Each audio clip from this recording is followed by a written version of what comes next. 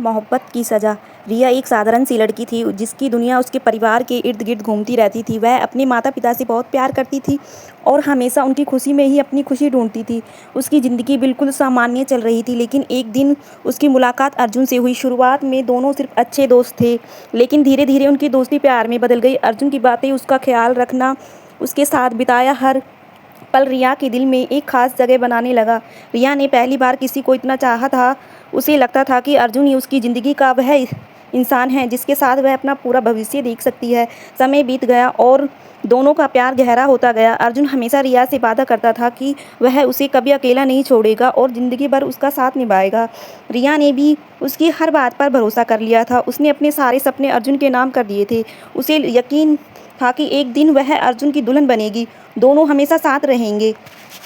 लेकिन एक दिन अर्जुन की नौकरी दूसरे शहर में लग गई। जाने से पहले उसने रिया का हाथ पकड़कर कहा, बस कुछ महीने की बात है, फिर मैं लौटकर तुम्हें हमेशा के लिए अपना बना लूँगा। अर्जुन की यह बात सुनकर रिया की आंखों में खुशी के आंसू आ गए। उसे विश्वास था कि उसका प्यार हर दूरी को हरा देगा। शुरुआत में अर्जुन रोज़ उसे फ़ोन करता था, दोनों घंटों बातें करते थे, लेकिन धीरे धीरे अर्जुन बदलने लगा।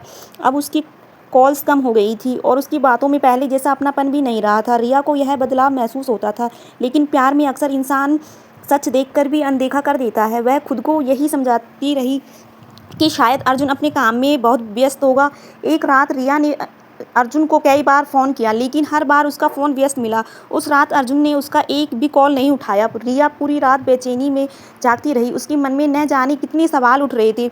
अगले दिन जब उसने सोशल मीडिया खोला तो एक तस्वीर देखकर उसके पैरों तले ज़मीन खिसक गई। उस तस्वीर में अर्जुन किसी दूसरी लड़की के साथ खड़ा था। दोनों के चेहरों पर मुस्कान थी और एक दूसरे के बेहद करीब नजर आ रहे थे। रिया का दिल जैसे कि एक ही पल में टूट गया। कांपते हाथों से उसने अर्जुन को फ़ोन किया और जवाब मांगा। कुछ देर की खामोशी के बाद अर्जुन ने सिर्फ इतना कहा कि रिया, मैं अब किसी और से प्यार करता हूँ। यह सुनते ही रिया की दुनिया बिखर गई। जिस इंसान को उसने अपनी पूरी ज़िंदगी मान लिया था, उसी ने उसे एक पल में पराया कर दिया। जिस दिन के बाद रिया कई दिनों तक रोती रही। उसे लगता था कि अब उसकी ज़िंदगी में कुछ भी नहीं बचा। हर याद उसे दर्द देती थी। लेकिन एक दिन उसकी माँ ने उसके सिर पर हाथ रखते हुए कहा, बेटी, जो लोग छोड़कर चले जाते हैं वह हमारी किस्मत नहीं होते हैं। माँ की यह बात रिया के दिल में उतर गई। उसने फैसला किया कि वह अपनी ज़िंदगी को किसी की बेवफाई की वजह से बर्बाद नहीं होने देगी। रिया ने खुद को संभाला, अपनी पढ़ाई और अपने सपनों पर ध्यान देना शुरू किया। उसने दिन रात मेहनत की और कुछ सालों बाद एक बड़ी कंपनी में अच्छी नौकरी हासिल कर ली। अब वह पहले से ज़्यादा मजबूत और आत्मनिर्भर बन चुकी थी। समय धीरे धीरे उसके घाव भर रहा था। कई साल बाद एक दिन अचानक अर्जुन उसके सामने आकर खड़ा हो गया। उसकी आंखों में पछतावा साफ दिखाई दे रहा था। उसने धीमी आवाज़ में कहा, रिया, मुझसे बहुत बड़ी गलती हो गई है, मुझे माफ़ कर दो। रिया ने उसकी तरफ देखा और हल्की सी मुस्कान दी, लेकिन इस बार उसकी आंखों में आंसू नहीं थे।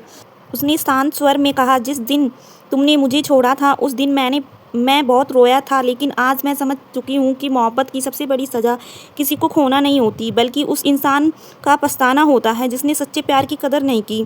अर्जुन चुप खड़ा रह गया। उसके पास कहने के लिए कुछ नहीं था और रिया बिना पूछे मुड़ और वहाँ से चली गई, क्योंकि अब उसकी खुशी किसी और के साथ नहीं बल्कि खुद के साथ थी।